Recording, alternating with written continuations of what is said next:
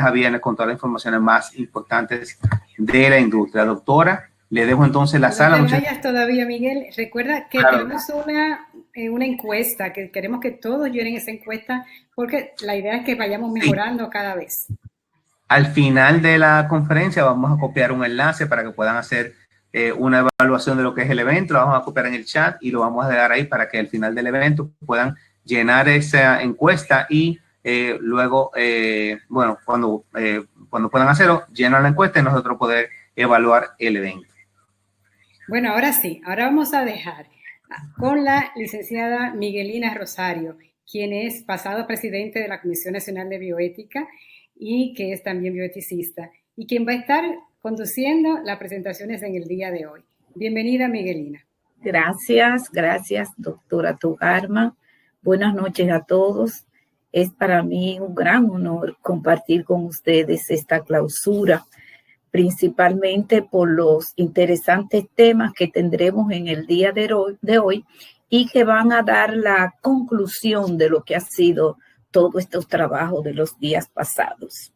Para hoy, nosotros tenemos al doctor Miguel Zuazo, maestro, guía y mentor de la bioética en la República Dominicana, el cual nos va a tratar el tema de la tragedia a la ética de la esperanza. Un tema verdaderamente que nos pone a nosotros toda esa parte humana, esa sensibilidad que nosotros sentimos frente a lo que es la tragedia y la esperanza que nosotros esperamos encontrar. Vamos a leerle algunos aspectos profesionales del doctor Miguel Zuazo. Es médico, egresado de la Universidad Autónoma de Santo Domingo, con maestría y posgrado en sexología, un entrenamiento en salud integral del adolescente en Costa Rica, con un programa de la Organización Mundial de la Salud y la Oficina Panamericana de la Salud. Magíster en bioética en la Universidad de Chile, académico de larga data, director de la Escuela de Medicina y decano del área de la salud del Instituto INTEC, pasado director del Centro INTEC en bioética y de la maestría en bioética, pasado presidente de la Comisión Nacional de Bioética y del Consejo Consultivo de Bioética UNESCO en República Dominicana. Ha sido coordinador de la Unidad de Ética y Transparencia del Consejo Nacional de la Reforma del Estado. También fue director ejecutivo de la Comisión Nacional de Ética y Combate a la Corrupción. También director ejecutivo de la Dirección General de Ética e Integridad Gubernamental. El doctor Zuazo también se ha dedicado a ofrecer sus conocimientos mediante libros de texto de lo que podemos citar bioética para nuevos y adolescentes. También ha sido y es coautor de varias otras obras, artículos de revistas nacionales e internacionales sobre bioética y ética pública. Actualmente el doctor Zuazo es el presidente de la Federación Latinoamericana y del Caribe de Bioética, FELAIBE, y presidente del capítulo centroamericano y del Caribe de la Red de los Comités de Bioética UNESCO. Doctor Zuazo, bienvenido a su casa. Les esperamos con mucho cariño. Gracias. Muchísimas gracias, Miguelina. Es un honor escucharte. Muy buenas noches para todos. Un nuevo compromiso me hace presentarme ante ustedes. El lunes lo hice para dedicar el congreso a nuestra querida amiga Josefina Romero y luego introduje al maestro Diego Gracia, que nos dejó una pesada carga con los cuestionamientos a los imperativos kantianos como ejes para la comprensión y respuesta de la pandemia. Un mundo abierto para el debate de una axiología ya no centrada en las responsabilidades humanas solamente, sino desde una ética global. Con este último bloque cerramos el programa del cuarto Congreso de la Comisión Nacional de Bioética, comisión que es una entidad privada que con toda libertad ha sentado cátedra con independencia de los credos, visiones políticas e ideológicas, compartiendo esa disidencia en su interior, pero fundamentado en el respeto a los valores representados sin adherir sus principios a ninguna de las tendencias señaladas. Vamos a reflexionar un poco acerca de la aproximación a la tragedia, a la ética de la esperanza, tiempos de pandemia. Al cierre de este congreso tenemos más preguntas que el día del inicio y me corresponde ubicar de manera objetiva la realidad de la cercanía a la tragedia y la urgente necesidad de construir esperanzas donde se avisora desesperanza, donde no basta con decir que nos gustaría que pasara porque hay malos presagios en lo que está pasando y en lo que se aproxima a nuestros horizontes. Hoy nuestro planeta está envuelto en una pandemia y nuestro país hace equilibrio en la balanza de la tragedia y la esperanza. La tragedia que jugó un papel importante en la historia, en especial en Grecia, y que se plantea como el enfrentamiento de los actores principales con una situación fatal. Es un desenlace que no admite salidas posibles, que no sea la destrucción de estos. Se reconoce como tal cuando no hay alternativas posibles. Hay un error cometido, los griegos le llamaron amartia, que se traduce usualmente como error trágico o error fatal, defecto, falla o pecado. Es el error fatal en que incurre el héroe trágico que intenta hacer lo correcto en una situación en que lo correcto simplemente no puede hacerse. ¿Podría considerarse a la pandemia COVID-19 como amartia? ¿De quién es el error? No sabemos ni interesa ahora saber si la pandemia ocurrió por un error. Este más bien puede estar en la forma de abordarla o podríamos estarla con un manejo indebido de la pandemia en nuestros países. Podríamos estar caminando del error a la tragedia. Cuando los seres nos convierten antagónicas y a una de ellas se le conoce la posibilidad de causar mejores resultados o menos daños, decimos que estamos frente a un dilema. Es decir, hay dos polos y la tendencia es a que uno prevalezca y someta al contrario. Algunos han presentado la pandemia de manera dilemática, como si ésta se solucionara colocando en un polo el confinamiento absoluto versus la apertura económica en el otro. En este tipo de enfoque se asume que uno de los extremos prevalece sobre el otro como el correcto y al hacerlo lo elimina y se soluciona la situación. Como vemos, no son los convenientes ni acogerlo como método resolvería el drama al que estamos sometidos. No se resuelve manejándolo como dilema. Más bien sería un ardid para favorecer determinados intereses. Si hay más de dos salidas de similares características de favorabilidad, se entiende que estamos frente a un problema. Es decir, algo más complejo, con más dificultad para elegir salidas, porque existen varias posibilidades y tendemos a buscar prudentemente la que ofrezca más beneficios y produzca menos daños. Algunos lo han planteado desde esta perspectiva, pero también es incorrecto, a mi entender, porque ninguna de ellas depende de la voluntad humana.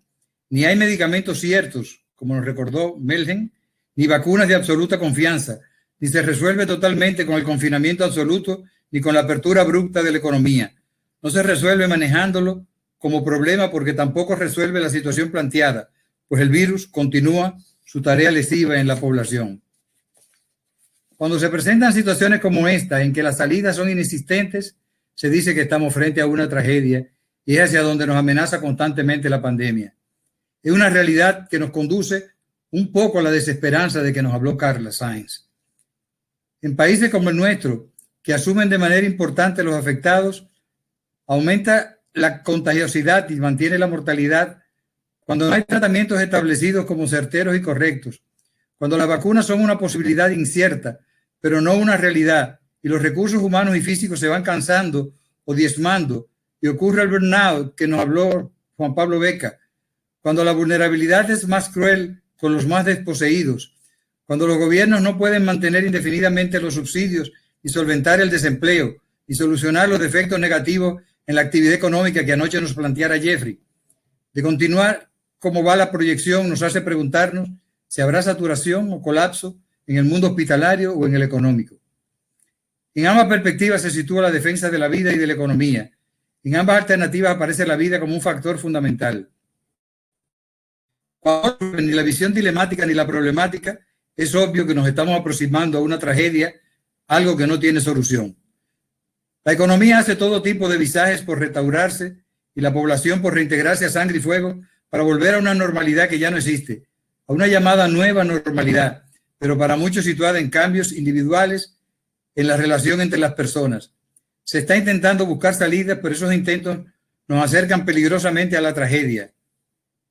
Intereses de distintos tipos, que al final son valoraciones tendenciadas, están siendo violentadas por la realidad y la intuición empuja a favor de la corriente, pero aleja soluciones viables a favor de la vida. El profesor Gracia nos recuerda en su libro Bioética Mínima del 2019, cito, un conflicto de valores puede no tener ninguna solución, es decir, puede no estar en nuestras manos el solucionarlo. En este caso, los valores resultarán lesionados sin que nosotros podamos evitarlos. Eso se llama técnicamente una tragedia. Las tragedias son trágicas, precisamente porque en ellas se pierden valores, sobre todo cuando se trata el valor de la vida sin que hayamos podido evitarlo. Termino la cita del profesor Gracia. Nosotros nos preguntamos y nos respondemos, ¿dónde estuvo el error de manejo y qué hace trágico al evento en nuestro país? Pueden haber muchas respuestas y más variables que las señaladas por mí, pero me acojo a unas pocas posibilidades, citando las que considero nos han aproximado a la tragedia y que a las puertas de una amenaza de rebrote nos acercará más a ella que a la esperanza, dependiendo de cómo se aborde. Creo que aún es tiempo de revisar algunos fallos en que se ha incurrido y que de repetirlos podrían acercarnos a lo peor. Un primer error posible creo que es una atención primaria adecuado. El habernos dormido y no haber conformado un sólido sistema de salud diferenciado por niveles y estrategias de atención, donde la puerta de entrada al sistema estuviera sustentada en la atención primaria, entendida como estrategia, con cobertura para todos los ciudadanos, con medios y costos aceptables, abarcando desde la promoción de la salud, educación, prevención, tratamiento, rehabilitación y cuidados paliativos conforme a las posibilidades de su entorno, donde la comunidad y la participación comunitaria fueran el eje principal de intervención. De haber recibido la pandemia con la gestión comunitaria, pudiéramos haber tenido otros resultados. El doctor Luis Rosario nos dio una prueba de una pequeña muestra en Jarabacoa con participación comunitaria, pero limitada al evento y frágil ante un rebrote por no tener el soporte institucional requerido, que es sobre todo una decisión política. La COVID-19 nos encontró con un sistema de salud débil, fundamentado en la priorización del nivel terciario, y al llegar la pandemia, al irse conociendo los detalles de la enfermedad, todo se concentró allí, creando un triángulo invertido, donde llegaron los pacientes leves, los asintomáticos, los positivos, así como los graves. Los asintomáticos se hicieron sintomáticos, los leves se hicieron graves, los graves se mejoraron, agravaron o murieron, congestionando de tal manera el tercer nivel que era obvio prever que se llegaría matemáticamente a saturarlo y sus salidas eran colapsar o hipertrofiarse.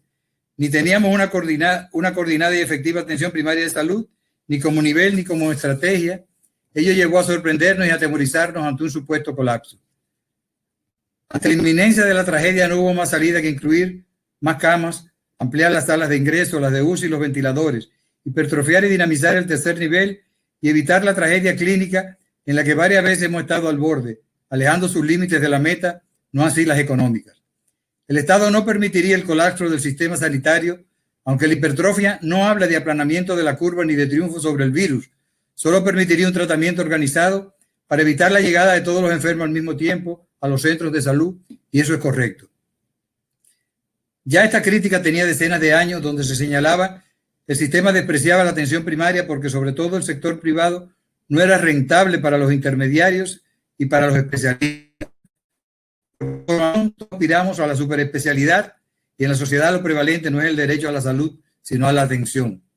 Lo importante no es la prevención y la promoción de la salud, porque lo rentable y protagónico reside en manejar la enfermedad. Esas lluvias trajeron esos lodos. El segundo error probable, la presión por la apertura de la economía. El aumento de la casuística clínica y de muertes a nivel mundial y en nuestro caso local impactó fundamentalmente a los más necesitados y en general la economía nacional. El eje comprendido por el turismo, servicios y comercio, que son los que mueven los ingresos y la dinámica de la cotidianidad, quedaron lesionados y exigieron que el Estado tuviera que apelar a subsidios por todos conocidos, que aún permanecen y que se siguen nutriendo de préstamos internacionales, fortaleciendo un círculo vicioso con mayor deterioro de los más pobres, con desempleo, hambre, riesgo de infectarse y, lo peor, insostenibles en el tiempo. La vida quedó amenazada por muchas vías. El virus, a quienes le tocó sobre todo al principio de la pandemia, donde todo era desconocido, a todos con el confinamiento, que era una medida de previsión que generaba situaciones controversiales y riesgos mayores para los más desposeídos. El tema ético central era la defensa de la vida. La contradicción era que preservarse del virus a través del aislamiento impedía la producción económica y comprometía la vida y su calidad. Confinamiento, reducción de la fuente de ingreso oficial, despidos, cierre del turismo, subsidios, incentivos, etcétera. Un cuadro muy complicado. Se intentó armonizar la protección de la vida con la preservación de la economía y sin duda la segunda pesó más que la primera, siendo a su vez esta interpretada como la verdaderamente importante. Una paradoja, pues la presión de los sectores empresariales, grandes y pequeños, de la población general, llevaron a una desescalada forzosa desde el comercio del Día de las Madres hasta los bares, colmadones, el mundo del alcohol, que pasó por encima a las normas y el pueblo llano relajó las directrices y el toque de queda. Se vincularon esos dos factores en nombre de la vida. Primó el interés de la economía que ameritaba medidas restrictivas. Esto encontró un ambiente favorable para el desarrollo de la diversión, la violación de las normas. Se vendió y se compró a tiempo y a destiempo, es decir, inclusive en horarios vedados por el toque de queda, y volvimos a alimentar la curva. Ya el drama ético no residía en si los médicos con el triaje serían discriminatorios, sino que los hospitales y las unidades de cuidados intensivos entraron en un proceso de saturación, no de colapso, producido por el desequilibrio mencionado, y la economía empezó a dar síntomas de asfixia. Estando a las puertas de la tragedia, se hizo de manera interesada un manejo dilemático. Las recomendaciones de la Comisión Económica para América Latina y el Caribe, la CEPAL, y la Organización Panamericana de la Salud, sus recomendaciones eran de que se activara la economía solo cuando se aplanara la curva. Pero es obvio que la ética del éxito, el poder y la economía prevalecieron por encima de estas indicaciones. Se ha intentado aspirar a un aplanamiento de la curva por decreto, ordenando con fechas determinadas la apertura del turismo, a los visitantes, con buena cobertura médica y seguros si se producen infecciones, con protocolos estructurados para abrir la frontera comercial con Haití, flexibilización a los horarios de toque de queda y protocolos bien intencionados para el manejo en ambientes de playa, sol y alcohol, iniciando primero con el turismo local, con préstamos bancarios de fácil acceso, con afirmaciones oficiales de que la pandemia está bajo control cuando el rebrote empezó a debutar por países que ya lo querían controlado y nos amenaza seriamente con una segunda vuelta. La reactivación de la economía lleva ventajas, tiene razones, necesidades y dolientes de peso, pues nos involucra a todos. Crea una ilusión de esperanza porque asume que yo ya la pasada normalidad, aunque se le llame nueva. El círculo vicioso se desliza por la llamada pendiente resbaladiza, pues si fracasa o se mueve de manera errática hacia un rebrote, tocaríamos piel con la tragedia, por lo que la prudencia debería ser el eje central de estas políticas, y si se hace un encierro absoluto, es como si se tratara de esperar a que pare de llover, y eso no ocurrirá por esa vía. Los ejemplos en España, Alemania, Inglaterra y Francia últimamente nos muestran en ambos escenarios, en dichos escenarios, las consecuencias derivadas. El tercer error vivido, desde mi punto de vista, la política y el poder. Maestro Gracia, en su libro Como arqueros al blanco, plantea: a mediados del siglo XX se distinguieron dos tipos de éticas opuestos entre sí, denominados ética de la convicción y ética del poder por el poder, o también ética del éxito. El primero identifica la vida moral con la aplicación directa de principios y reglas a situaciones específicas, sin considerar las circunstancias y las consecuencias, en tanto que el segundo solo busca la obtención de los mejores resultados y consecuencias posibles sin atenerse a principio alguno, lo que en el caso de la actividad política viene a identificarse con el ejercicio del poder por el poder. Termino la cita. Sin lugar a duda, el momento político al que se abocó el país se asocia al segundo modelo presentado, la ética del poder por el poder, donde el éxito se centra en resultados sin que se evidencien los principios que lo fundamenten. El fenómeno electoral sirvió de evidencia. Los partidos habían celebrado sus primarias para lanzarse a las elecciones. Llegó la pandemia y a pesar de conocer las vías de transmisión del virus que representa la aglomeración de personas, todo continuó igual. De eso se hizo cargo la campaña política, las elecciones municipales y las presidenciales. Una doble moral se verificaba. El Estado hacía promoción que mandaba a quedarse en casa, guardar distancia entre las personas, usar mascarillas y lavarse las manos, mientras se abrieron tiendas, negocios, playas, y por otro lado se hacían largas caravanas de proselitismo electoral de todas las latitudes políticas. Allí ni sostenían la mascarilla en el lugar debido, ni en el tiempo necesario, ni se guardaban las distancias físicas, porque los abrazos y apretones de mano, discursos encendidos sobre la feligresía y el virus se transmitía de manera vertiginosa. Las campañas políticas son más exitosas mientras más afectuosas resultan. Se hizo un preparativo y amague de elecciones de los gobiernos locales que por razones conocidas por todos fueron suspendidas y traspasadas de febrero a marzo, y el 5 de julio se celebraron elecciones generales con protocolos dudosos y campañas similares a la de tiempos normales. La ética del éxito venció a la protección de la vida, a la ética de las convicciones, cosa que vimos en los resultados de políticos infectados, militantes ingresados, candidatos y electos fallecidos. El famoso protocolo de protección ha sido una excusa para engañarnos a nosotros mismos. Ni la ética de las convicciones ni la de Weber pudieron contener el impulso de la ética del éxito, la cual relativizó la preservación de la vida, manteniéndose bajo el amparo de la búsqueda del poder. En este contexto de intereses económicos y políticos, nos recuerda nuestro amigo bioticista cubano, José Acosta, el amigo Pepe, cito: con este infausto evento pandémico se ha manifestado la evidente colisión entre las diferentes acepciones del término biopolítica, entendida bien como el uso del biopoder que confiere al producto el profundo conocimiento actual de las ciencias de la vida para la manipulación intencionada e interesada de la sociedad en función de las élites dominantes, en contraposición con otra visión radicalmente opuesta acerca de la utilización de ese mismo conocimiento para el empoderamiento ciudadano y el diseño e implementación de políticas públicas saludables, publicado en la Revista Cubana de Salud Pública del 2020. La primera acepción que él nos recuerda nos inclina poderosamente hacia la tragedia y la segunda a la esperanza en cuanto constructo social necesario de trabajar si queremos sacar algunos resultados positivos de esta crisis, pero hay que construirlo. El cuarto error instalado ha sido el relajamiento de las normas. El ejemplo es regla en el mundo de la ética y con los modelos presentados, defendidos y valorados bajo un término de moda, protocolos. Todo es permitido, pero bajo una doble moral reclamado luego a posicionarse dentro de las normativas del toque de queda y el confinamiento. Los 15 días de incubación fueron pasando factura y de un promedio de infectados hace tiempo sobre 200, luego por más de 1.000, a veces 2.000 por día y una mortalidad selectiva sobre 1 o 2 decenas por día, habiendo descendido radicalmente en estos momentos, hoy tiene estadísticas presentables, pero no así las acumuladas. Y la triste realidad de que aunque sean pocos números de defunciones en un día, una sola es dolor para toda la familia y para el país completo. Al rondar o pasar la quincena de la fecha de las elecciones, empezaron a ser afectados y o morir candidatos a puestos electivos, otros ya electos, pero en suma la factura empezó a aparecer en los actores principales y en la población de los adeptos. Se desarrollan aún los 15 días de cada 15 días, es decir, donde participó cada cual. Como el efecto no es inmediato, se hace poco creíble que la pandemia exista y dañe, por lo cual sirve de comodín por supuesta normalización. La vida pasó a ocupar un segundo lugar en importancia.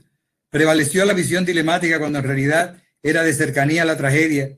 Más bien se adhirió a la dinámica del poder. Los cielos se abrieron y hoy caemos a la puerta de una segunda oleada que no es fruto de mutaciones y de reinfecciones, sino del descuido de los intereses de poder por un lado y de restablecimiento abrupto de lo económico como poder predominante, con la distinción que genera la comunicación mediática, que desde la ética del éxito se preconiza favoreciendo el desarrollo de la economía y del poder. Justamente es tragedia porque requiere de la economía para poder vivir y debe preservarse la vida para que pueda haber economía.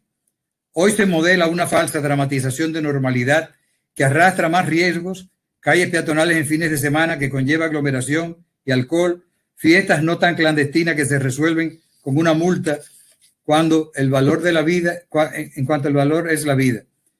Alternativas inteligentes como darse fiestas en lugares cerrados o etiquetados hasta como iglesias. El problema mayor ahora reside en que una segunda oleada nos tomará por sorpresa y creyendo que estábamos ya liberados en recuperación de la economía, que es el aliado a la favorecer. Uno de nuestros fallecidos recientes, más dolidos, presentado el día de la inauguración, el cantautor Víctor Víctor, proclamó poco antes, cito, vamos a morir todos pero ricos, en una clara alusión de cómo la visión economicista se veía prevalecer desde el planteo dilemático. La tragedia a las puertas, el enfrentamiento ético desde la aparición de la tragedia. Pensamos al principio que la tragedia la marcaría un triaje deshumanizado con una visión utilitaria de la clasificación, pero ya hemos visto que es multifactorial, que contener los números no resuelven la situación y que llegar a un punto donde no haya retorno se convierte en un punto de quiebre. Ante la cercanía de la tragedia, aparecen propuestas poco viables, pero no hay más, de manera que se unen las visiones dilemáticas y problemáticas con planteos como la pandemia está bajo control, la tasa de letalidad es baja, la economía se recuperará. Todo esto cifra de contenido las aspiraciones, mas no necesariamente la realidad. Sin duda, la propuesta busca reanimar la economía al precio que sea, apoyado en las estadísticas, en el marketing.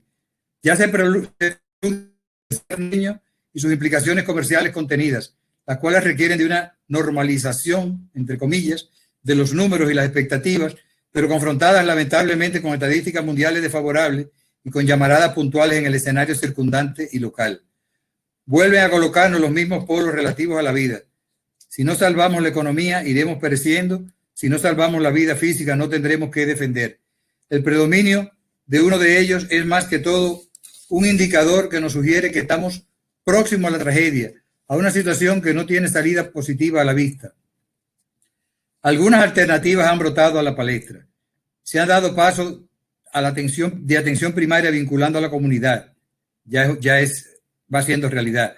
En la clínica se ha incluido más camas, ventiladores y personal para evitar la saturación de los centros clínicos y dar mejor atención con muy buenos resultados.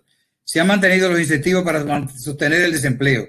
La economía tiene propuestas que deberán ser posibles, probables, que requieren de prudencia. Son las 3 P del momento. El problema central sobre la defensa de la vida es que involucra visiones e intereses políticos y económicos y nos puede llevar a la toma de medidas inciertas que fueran poco posibles, improbables o imprudentes y arrastrarnos al abismo. Pasar de la esperanza a la desesperanza, a una esperanza que es un compromiso con la construcción de nuevos tiempos, no la utopía en la que se confía que llegará. No debemos crear expectativas esta noche. Estamos más cerca de la tragedia que de la esperanza, porque la primera está ocurriendo en un contexto amenazador y la segunda depende de nuestras conversiones políticas, sociales y personales. Ante la inseguridad y los nubarrones descritos en el horizonte, solo queda apostar por la esperanza, pero ello es posible dependiendo del punto de partida que se elija, de las alianzas entre los sectores, de las políticas, cuidados y pactos sociales que se elían e impongan, como nos dijo anoche Eduardo. Es un círculo vicioso. Si aumenta el contagio, se ralentiza la economía, aumenta el desempleo, la crisis alimentaria, la migración en los países fronterizos, aumentando el número de contagiados entre los más vulnerables, lo que sin duda traerá formas violentas de intentar sobrevivir. Si se para la economía, aumenta la pobreza y el contagio y la muerte. Alicia Bárcena, secretaria de la CEPAL, en un documento conjunto con OPS señaló: nos enfrentamos a un desafío sin precedentes que requiere de sistemas de salud sólidos y bien financiados para superar esta crisis y así poder recuperarnos. Invertir en salud pública, un 6% del PIB, con particular énfasis en la atención primaria en salud, es proteger los logros alcanzados en salud, pero también asegurar el desarrollo sostenible y hacer presente a la creciente pobreza y desigualdades en la región. Carice Tien, directora regional del OPS, en ese mismo documento, dice: la salud es un derecho humano fundamental y el acceso debe ser universal sin que nadie quede atrás. La salud de nuestras comunidades, pero también de nuestras economías, depende de ello. Los gobernantes responden con medidas de apertura porque llegar a un 6% del PIB para salud implica producirlo. Rescatar la salud como derecho y el acceso universal tiene un costo que hay que financiar cuando justamente estamos en medio de una crisis económica. La vida está en juego en cada caso. Dejarlo que se inclinen a uno de sus extremos, confiando en la ley de la gravedad, podría arrojarnos a la tragedia por cualquiera de sus bordes, ya que es un círculo vicioso. A más pobreza, más vulnerabilidad de los vulnerables, condiciones imposibles de sobrevivencia. Si por el contrario se inclina por la apertura desmedida, como pasó con el primer hotel al que le dieron permiso, nos lleva a la catástrofe desde la vertiente del desorden y la ruptura de las normas. Prevalece el instinto y se inclina la balanza en contra. Estamos en una situación similar a la de Pandora, cuando por su curiosidad abrió el ánfora y hemos visto cómo ahora escaparon hacia las calles la prudencia, el respeto a la vida, la relativización de las normas, la ecuanimidad, el poder por el poder, el desarrollo de la economía. Se ha intentado detener la fuga de las virtudes, aunque nos permite, y al parecer, con la ruptura del equilibrio, al cerrar la caja, solo quedó en el fondo de nuevo la esperanza. Pero la tragedia y la esperanza se construyen, se matizan o se desdibujan. No solo son accidentes, pueden ser modificadas por el quehacer humano si nos centramos en tomar medidas políticas al respecto. No pueden depender de cómo se comporte la población para asumir determinadas medidas. Esa es una aberración propia de la época del paternalismo médico. Si bien es cierto que el Estado es garante del bien común, administrador de la ética del cuidado y las normas de defensa de la vida, estas deben ser manejadas desde la prudencia, con la participación de todos los involucrados, atravesados por políticas sanitarias no orientadas de acuerdo al comportamiento de la población.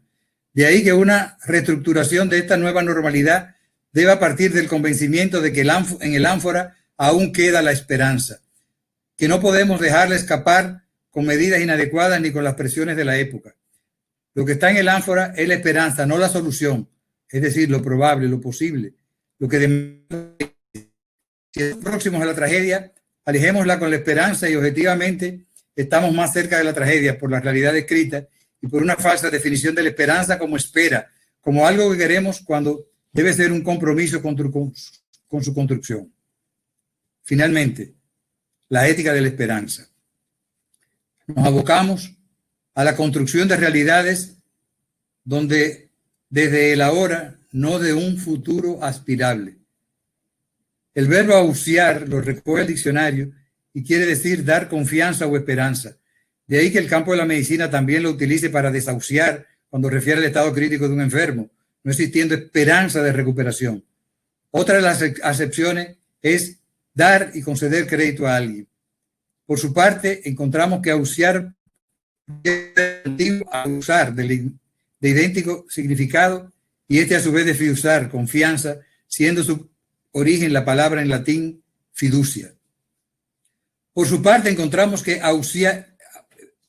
dar confianza o esperanza es de lo que se trata en estos momentos, pero no puede darse solo en base a deseos, intereses o aspiraciones. No solo es utopía, es aprender de los propios errores, como nos dijo Juan Camilo, pero para enmendarlos, construirla con el trabajo que parta de un puerto lo más correcto posible, dentro de lo que cabe, ya que a pesar de ser el nuestro uno de los países más afectados por la pandemia, en mucho lo ha sido por su propio desacierto y en la población, ya en las intervenciones clínicas, epidemiológicas, ya políticas, económicas o en la falta de templanza en normar o hacer cumplir las normas desde la dirección del Estado. En una realidad nueva y sin conocimientos ciertos, todos los países hemos cometido aciertos y desaciertos. Ahora lo ético es caminar en busca de lo posible con reglas nuevas, aparentemente de distintas visiones, cultivando ideas del bien, repensando el nuevo rostro del cuidado, de los valores, pero no basta si salimos o nos guiamos desde una comprensión de la realidad suscitada como fruto de errores personales que se corrige con enmiendas personales, cuando ya hemos visto que hay causas más profundas y consecuencias más letales. El no propiciar con ventaja ninguna de las alternativas que tienda a posponer la defensa de la vida, relativizando los riesgos y posibilitando un rebrote que enredaría más las circunvoluciones del círculo vicioso en que estamos atrapados. La esperanza es lo último que se pierde, dice la gente, y está referido a que en el mito de Pandora, la esperanza fue lo único que no logró escapar del ánfora y se mantiene todavía como puerta de espera. En la pandemia en nuestro país, la esperanza está cifrada no en la medida que nos ofrecen, sino en la honestidad de las mismas, en la veracidad posible para poder creer, en la confianza que se brinde con visos de transparencia y en la participación responsable de los involucrados. Ahora involucrar estrategias de atención primaria, a tiempo de pactar con la naturaleza, reconociendo e instrumentando políticas que respeten su identidad y límites. Es la imposición de ética de mínimos coactivas y educativas para preservar su dignidad. Es momento de que, aprovechando las limitaciones, la virtualidad de la educación, traspasemos los límites de la información y el academicismo de los programas para hacer uso de propuestas axiológicas que desborden los reducidos límites de una moral y cívica anclada en los moldes coyunturales de su fecha y contexto de creación. Educar para aprender a solucionar problemas, para cuestionar la vida, como nos dijo Gabriela. Es tiempo de intervenciones éticas, de apoyarnos con la bioética, con modelos como este propio congreso que estamos celebrando. Son viejos valores los que hay que vestir con ropas nuevas, porque de su fracaso fracasaremos todos pagando con la vida y el futuro de los hijos y nietos, pero empezando por los propios. La esperanza es un nuevo rostro para muchas de las cosas que ya tenían nombre, pero que nos engañábamos al usarlo como banderas para beneficio propio. Es desprendernos de esos falsos ropajes. Es el conócete a ti mismo, de lo que Juan Camilo citaba como indicador de esperanza. Las aspiraciones, las posibilidades apoyadas en trabajos que evidencian el interés en buscar el bien común sin parcializarse en uno de los polos en desmedro del otro. Una esperanza fundamentada en la ética, una ética de la esperanza, como nos dice el amigo Jorge Ferrer desde Puerto Rico, nos mueve a buscar el bien futuro, arduo pero posible. La esperanza es la confianza nacida del discernimiento y que mueve al compromiso, a la acción, a trabajar por construir el puente hacia el futuro. Planteo en la ponencia en la Jornada Latinoamericana de FELAIBE hace unos días. Esperanza es confiar, pero basado en el compromiso, o sea, en ser compromisario con lo que se construye, no con la espera silente de lo que puede ocurrir de forma espontánea o mágica. ¿Con cuáles herramientas debemos construir esta ética auspiciosa cuando no hay indicios de solución?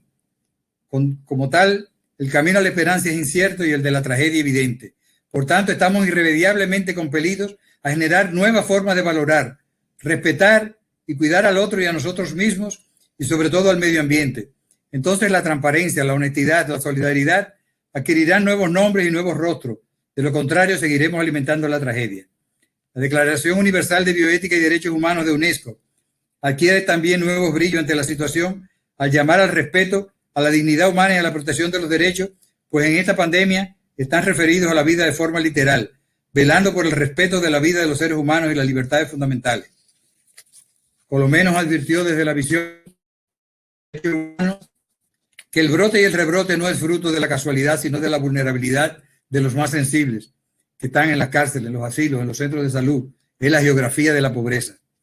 Es la ética de la esperanza aplicada con especial dedicación y preferencia por los más desposeídos, pues aunque potencialmente todos somos sujetos posibles de quedar infectados, no todos tenemos los mismos riesgos por las condiciones materiales de subsistencia y menos iguales en la capacidad material de resistir sus consecuencias clínicas, sociales y económicas.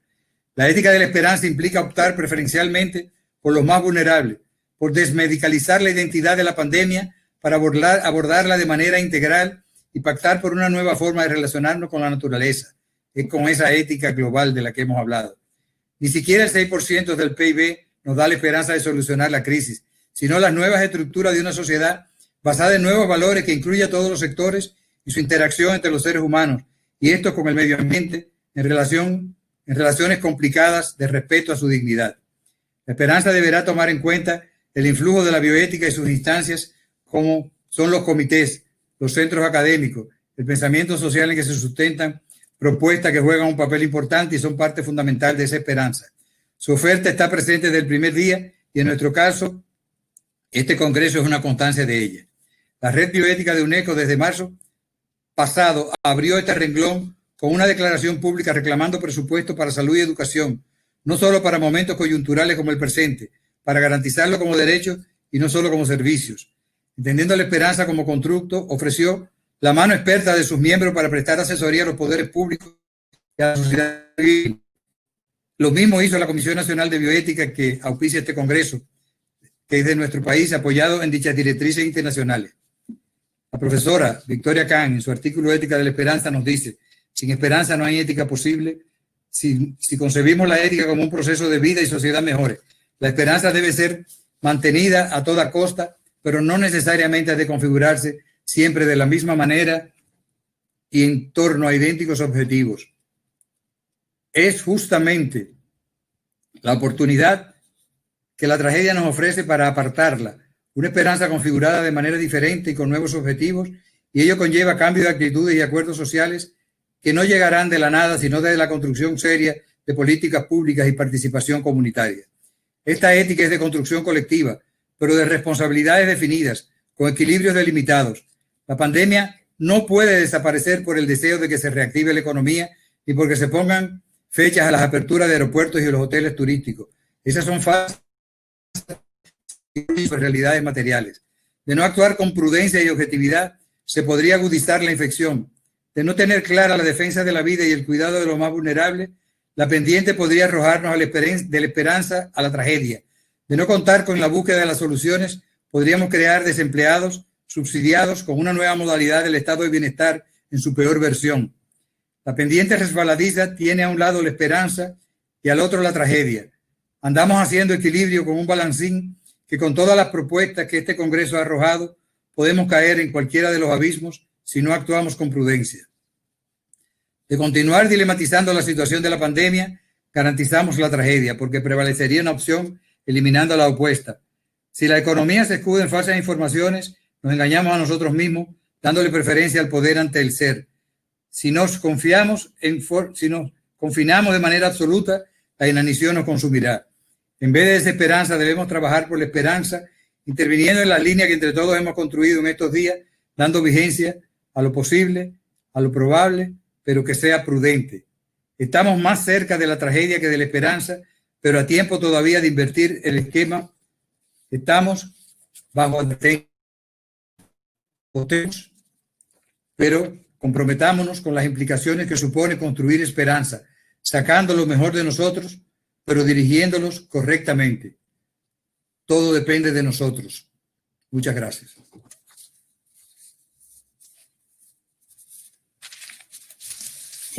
Gracias, bravo, bravo. Brillante este análisis de la tragedia presente y la esperanza para poder ser.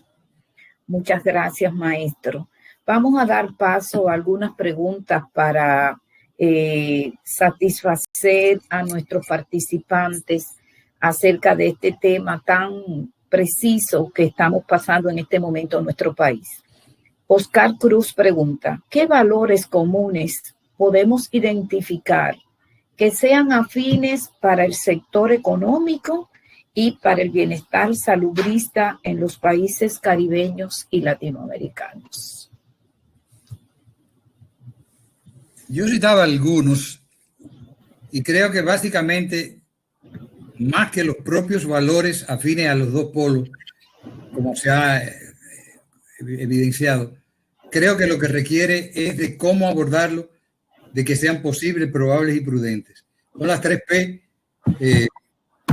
Eduardo agregaba anoche otras 4, eran 4 P para él, pero en el fin y al cabo lo que nos está diciendo es que las que sean no pueden ser partiendo del absoluto ni de la visión dilemática. Aquí no tenemos un dilema, aquí no tenemos un polo, porque el problema de los dilemas es que cuando los abordamos desde esa perspectiva, uno de los dos tiene la razón, el otro no la tiene, uno elimina al otro, el otro queda eliminado. Y cuando estamos hablando de la vida, no podemos jugarnos ni de la dilematización, se me enredó, ni de la problematización, porque en realidad lo que estamos es más próximo, obviamente más próximo a la tragedia. Es sacar esos valores para ubicarnos en ese contexto de posibilidades, pero la frónesis es la prudencia, lo que es la recomendación de este momento. Como Aristóteles. Maestro, hay algo que me gusta aquí de una pregunta que está relacionada con lo que usted acaba de hablar ahora. ¿Qué hacer ante esta realidad que nos afecta desde el punto de vista bioético? ¿Qué hacer? ¿Qué dice la bioética? La bioética no dice nada. Lo que decimos somos nosotros. Correcto. Nosotros, no digo ni siquiera los bioeticistas, nosotros las personas. qué es lo que decimos. Lo importante es que lo que digamos nos pongamos de acuerdo. Lo importante es que lo que digamos tome en cuenta las alternativas que se han visto como viables. Por ejemplo, todo el tema de la atención primaria en salud es importante. Mantener lo que se está haciendo desde la salud pública ahora y que se hizo antes. Es decir, las intervenciones que se están haciendo. Pero estamos ante una tragedia, estamos ante una situación que no tiene salidas viables posibles. De manera que, por eso digo, la esperanza no es sentarnos a esperar que abran el ánfora a ver qué trajo el barco. Es construir esas posibilidades de las que nos estamos refiriendo.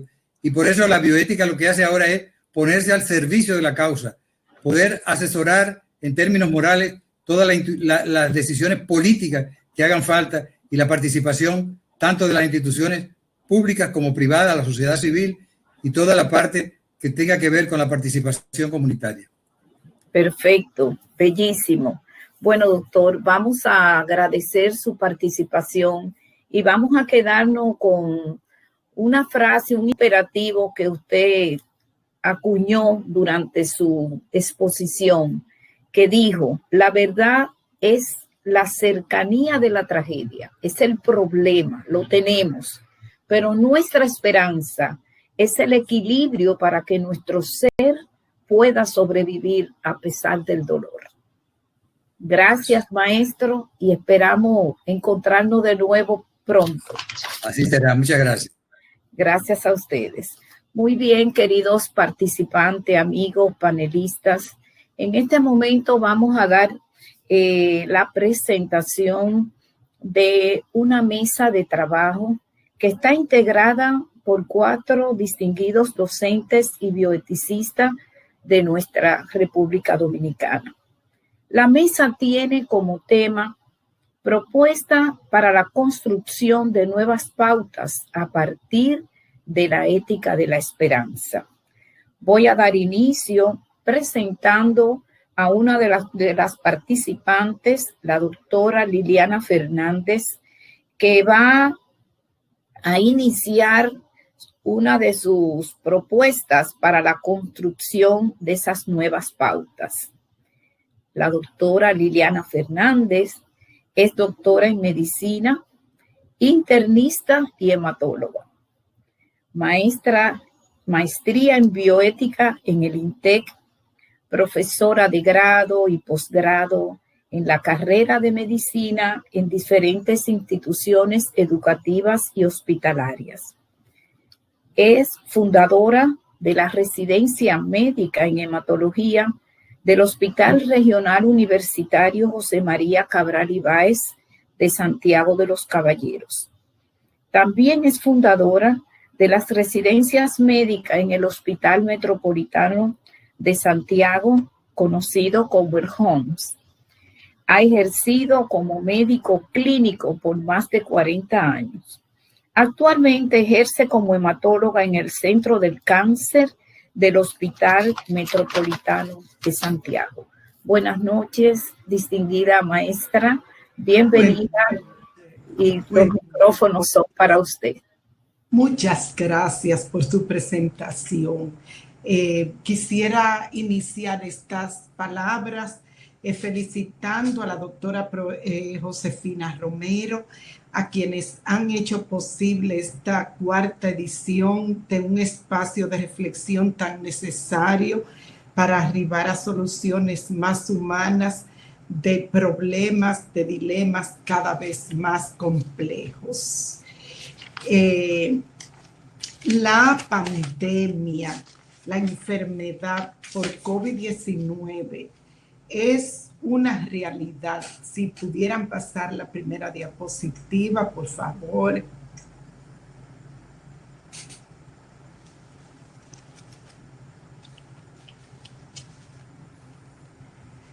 La enfermedad por COVID-19 es una realidad perjudicial para la salud física y psíquica de las personas, para los sistemas sanitarios y educativos, las relaciones sociales y laborales, para la micro y macroeconomía, ha aumentado la pobreza en los más vulnerables y como consecuencia de todo esto ha comprometido el presente y el futuro desarrollo de las personas y de la comunidad mundial. Esta pandemia nos ha planteado un reto no solo científico, sino también ético, ya que se trata de una enfermedad sin tratamiento específico en la que se plantean diferentes opciones farmacológicas, pero ninguna de ellas apoyada en una evidencia sólida. Voy a puntualizar algunas cosas que como clínico, como médico clínico, considero que son relevantes. Es importante recordar la definición que nos ha dado el doctor Miguel Zuazo. La ética de la esperanza es un compromiso con la construcción de nuevos tiempos, no una utopía en la que se confía que llegará.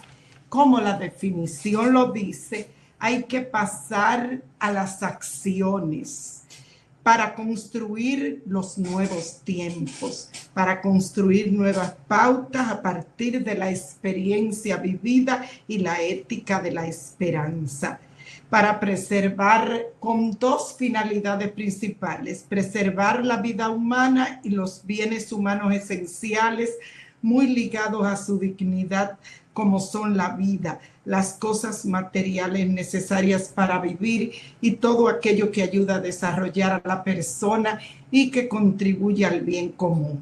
Para preservar el bien de lo no humano también, como son el medio ambiente y los animales. La casa común, como la ha llamado el Papa Francisco y muchos filósofos. Aquí están también.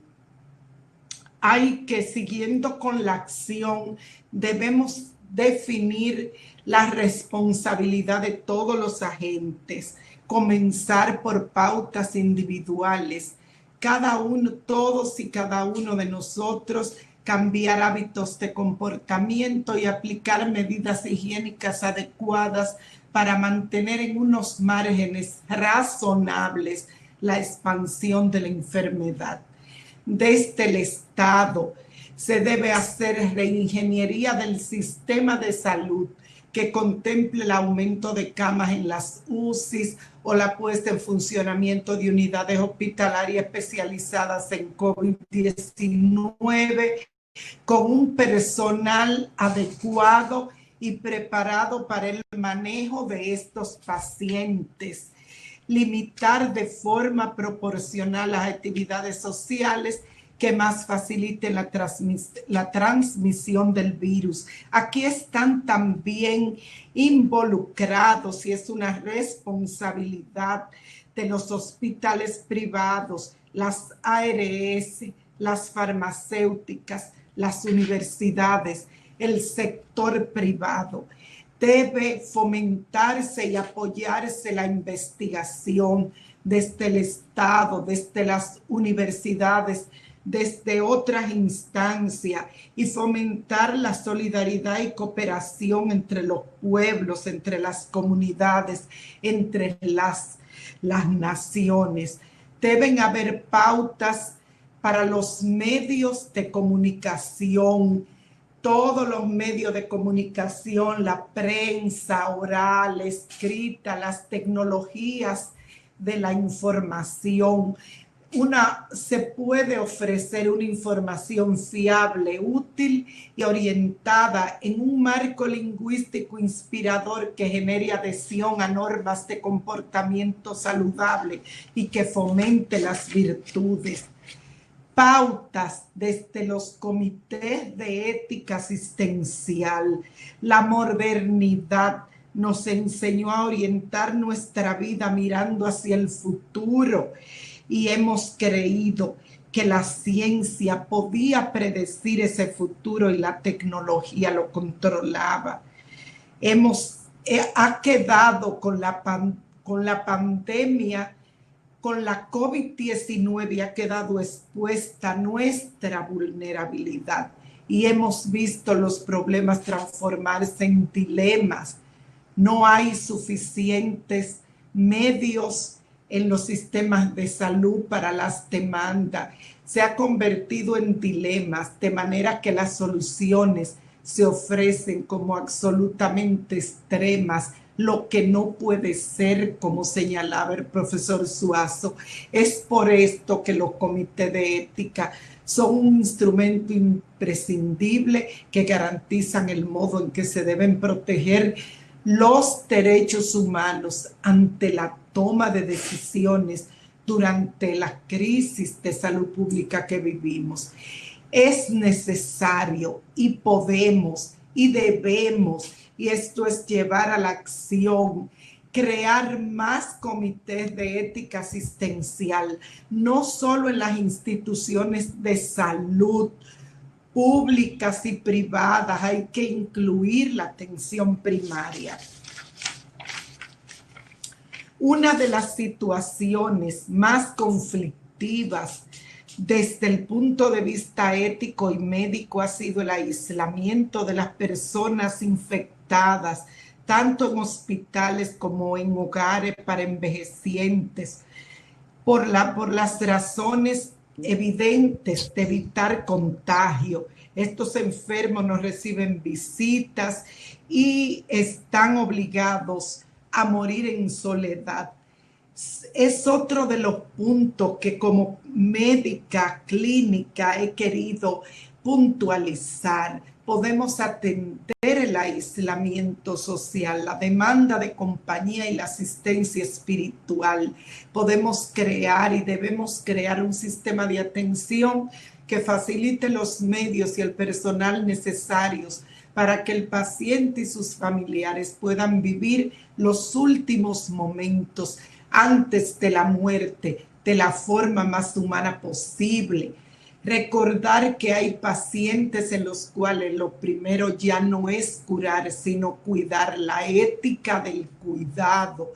Debemos fomentar la creación de cuidados paliativos integrales que cuiden la vida en su periodo final desde las perspectivas tanto físicas, psíquicas, sociales o espirituales.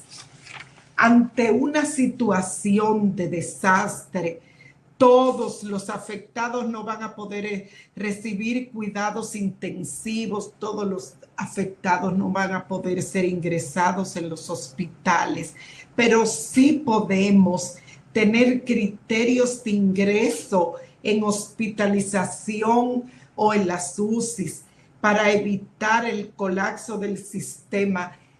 Pueden crearse triajes en los hospitales, tanto públicos como privados. El triaje es un sistema de reglas que se aplican en el marco de situaciones de recursos escasos para ayudar a tomar decisiones de forma justa y transparente, con la finalidad de organizar la asistencia sanitaria cuando la demanda supera los recursos sanitarios. En estos protocolos debe priorizarse la mayor esperanza de vida con calidad, la comorbilidad, la gravedad de la enfermedad, el compromiso de órganos, la reversibilidad, nunca tomar en cuenta solo la edad como criterio absoluto, o la utilidad social, es decir, el criterio, pienso y doy mucho énfasis, y para mí es muy importante el criterio médico en cada paciente, siempre que sea razonado, argumentado y que se consensue en la sesión clínica diaria o por un comité de ética asistencial. Ningún documento puede sustituir el criterio médico en cada paciente, el criterio médico que se dé en estas condiciones, razonado, argumentado y consensuado en la sesión clínica diaria por un comité de ética asistencial.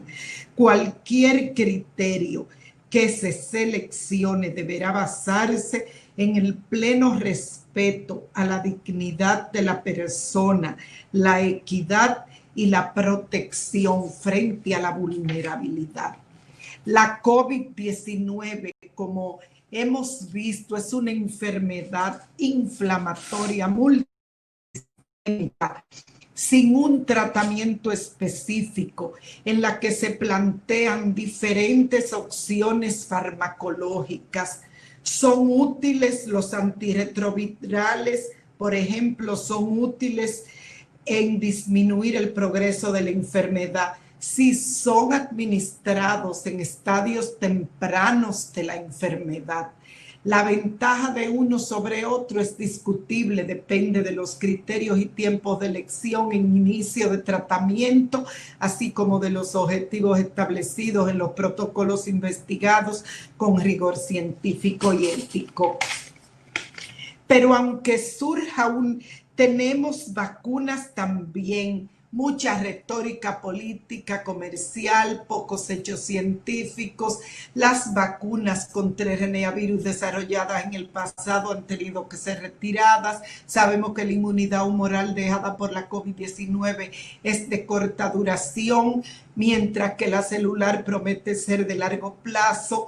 No sabemos cómo será en el corto, mediano y largo plazo la inmunidad que darán las vacunas, ya que están en fase de investigación y no se están llevando a cabo protocolos convencionales, lo que arroja serias dudas sobre su utilidad.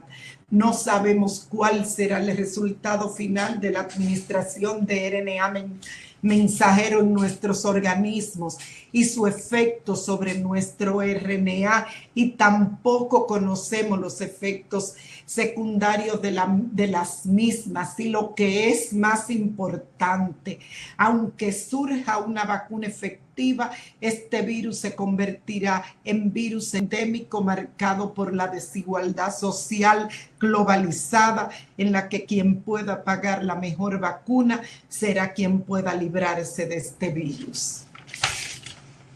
Por todo lo antes dicho, en la construcción de los nuevos tiempos para contener, neutralizar o tener bajo unos márgenes razonables la expansión de la enfermedad, viene lo que mencionaba el profesor Suazo, las medidas preventivas, la prudencia, respetar al otro y a nosotros mismos, uso de mascarilla, lavarse las manos con agua y jabón, el distanciamiento social, la ventilación adecuada de los espacios, atender los síntomas a tiempo, reduce las probabilidades de generar un cuadro clínico, cuidar la casa común, los animales, la casa común. Pero sobre todo, y para terminar, la COVID-19 en la construcción nos ha dado la oportunidad de mirar el fondo de la naturaleza humana, nuestra vulnerabilidad, y ver que necesitamos construir y desarrollar una segunda naturaleza humana desde las éticas de la virtud y del cuidado, las cuales no dependen exclusivamente del deber, del utilitarismo, ni de los caprichos y frivolidades individuales y culturales. Debemos cultivar las virtudes como son la compasión, la solidaridad, la humildad, la generosidad, la laboriosidad, la austeridad en el consumo, la alegría, la disciplina, la serenidad, la templanza, en fin, la virtud del cuidado, la virtud de la esperanza. Debemos cultivar, debemos construir esa segunda naturaleza con una ética de la esperanza. Muchas gracias. Gracias, doctora Liliana Fernández. Muchas gracias. Vamos a continuar con nuestra mesa de trabajo y vamos a dar paso a nuestro segundo participante, panelista.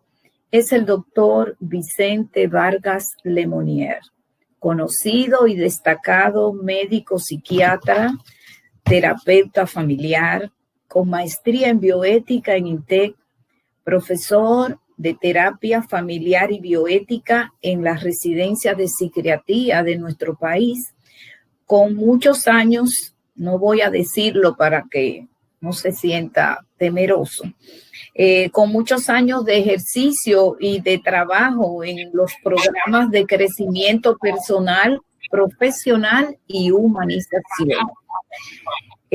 También el doctor Vicente Vargas fue pasado presidente de la Sociedad Dominicana de Psiquiatría. Doctor, buenas noches, bienvenidos y gracias por estar con nosotros. Sí, buenas noches a todos. Gracias por tu presentación. Yo no puedo comenzar a hablar sin referirme a la persona a la que se ha dedicado este congreso. Todo el que me conoce a mí sabe la estrecha relación que hemos tenido la doctora Josefina Romero y yo durante años. Miguel en la presentación se jactaba de que él conocía a Josefina desde hace muchos años. Miguel, usted y yo hemos venido escoltando durante muchos años a Josefina, de manera que ese orgullo que usted siente de haber sido su amigo y su escolta durante tantos años lo compartimos. Para mí es un honor estar en este congreso y ser un amigo y una persona muy cercana del círculo íntimo de Josefina. Y estoy feliz y agradecido de que Togarma me dijo que este congreso iba a ser dedicado a ella. Yo dije, no, yo me siento ya comprometido y feliz de estar en este congreso. Así que saludo a todos ustedes y felicitaciones a mi querida amiga y hermana y todo lo que se pueda referir al afecto que es Josefina Romero. Las personas que me han precedido, Miguel Suazo, con su brillante y completa exposición, dando una visión de la complejidad del tema y de una visión integral, y luego Liliana, tan puntual, hablando como una médico clínica, diciendo todas las medidas que hay que tomar. Las comparto por completo. Y yo voy a hacer mi abordaje, como ustedes deben suponerse, como psiquiatra, como persona que maneja la conducta humana. Y lo único que yo le puedo decir cuando hemos visto esta situación es que estamos hablando de todas las propuestas de lo que hay que hacer y se está hablando de la esperanza. Yo me pregunto, ¿y qué tan esperanzado está el ser humano en este momento? Y yo puedo decir que un ser esperanzado es una persona que dice, yo puedo hacerlo, y refiriéndose a lo que está pasando, en medio de todo lo que está pasando, dice, yo puedo hacerlo, y aún en medio de todo lo que está pasando, el ser esperanzado es uno que dice, yo estoy bien conmigo, yo estoy bien con el mundo, y yo estoy bien con la vida. No es fácil, en medio de todo esto, en medio de la tormenta, tener una paz interna y tener un bienestar contigo y con un mundo que ha cambiado y con una vida que se ha vuelto amenazada. Lo contrario, los psiquiatras siempre tenemos que pensar en las personas que no están bien. Entonces, tenemos que pensar que es una persona desesperanzada. Cuando tenemos a una persona desesperanzada, estamos viendo una persona que frente a la situación que hay, siente por lo que está pasando, siente cólera, se siente desesperado, ansioso y puede tornarse apático y depresivo. Es como si esa persona dijera, yo estoy mal conmigo, yo estoy mal con el mundo y yo estoy mal con la vida. Por eso, cuando Miguel hablaba de Pandora, siempre me acuerda lo que dice la mitología de que Freud, de que Zeus, muy enojado con Prometeo, y decidió castigar a Prometeo porque nos dio el fuego, y entonces él mandó a la bella Pandora para que Pandora vaciara su caja, que no era una caja, era una tinaja, vaciara su tinaja y nos tirara todos los males, le tirara todos los males a la tierra. pero que debía guardar algo. Y eso que ella debía guardar era la esperanza. Eso se parece a los cuentos infantiles que siempre vemos cómo la bruja, a través de su maleficio, envenena a la princesa, a Blancanieves, a la Bella Durmiente. Pero la bruja siempre deja una cláusula. Y la cláusula que deja la brújula siempre es la cláusula de amor. Que cuando venga un príncipe y con amor la bese, entonces desaparecerá el hechizo.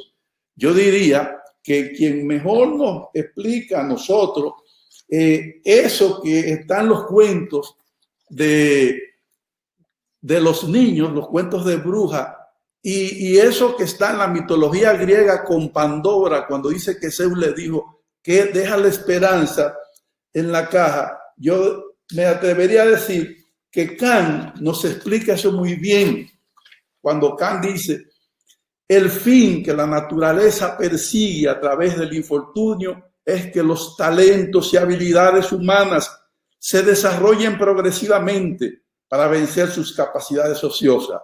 Y sigue diciendo Kant: la razón se esforzará para superar el carácter desolador del mundo en esta idea, esta posibilidad de la esperanza. De manera que Kant nos deja la propuesta o el planteamiento de que la esperanza es la salida en medio de toda esta situación. Y como psiquiatra que soy, debo decirle que en esta situación donde la realidad ha superado la ficción, hay una noticia que debemos saber. Los psiquiatras sabemos que el ser humano está biológicamente diseñado para prestarle más atención a los problemas y sucesos desagradables que a las buenas noticias. Por eso vamos a desde esta condición de la neurona, nosotros decimos: a la neurona no le gustan las malas noticias, a la neurona le gustan las buenas noticias. Por eso es que tú te pasas la vida entera haciéndole un favor a una gente, y el día que tú no le haces ese favor, es como si todo el favor que le hiciste se olvidara y la persona solamente se recuerda del mal momento que tú le hiciste pasar porque se sintió decepcionada o frustrada. Eso tiene que ver con una particularidad, que el cerebro está diseñado para sobrevivir y para preocuparnos por lo que nos quitan biológicamente o psicológicamente. Entonces, por eso caemos en el miedo y en la tristeza y en la depresión. Eso quiere decir que en este momento, yo estoy preguntándome, los maestros de la psiquiatría, de la psicología, como son Freud, ¿qué fue lo que Freud nos planteó cuando Freud habló de la libido? Freud nos habló de esa voluntad humana para sentir, y él decía que cuando esa voluntad está reprimida, venía el conflicto, y Freud trataba de que el individuo identificara su deseo de sentir reprimido para que pudiera salir del conflicto, y esto lo sanaba y sobrevivía. Esto, lo que Freud planteaba, está localizado en el cerebro reptil y en el cerebro emocional, pero su discípulo,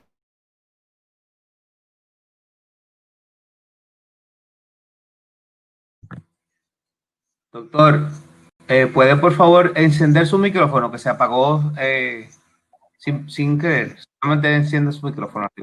Ahí, ¿cómo está? ¿Se escucha? Sí, doctor, adelante, gracias. Sí, ok.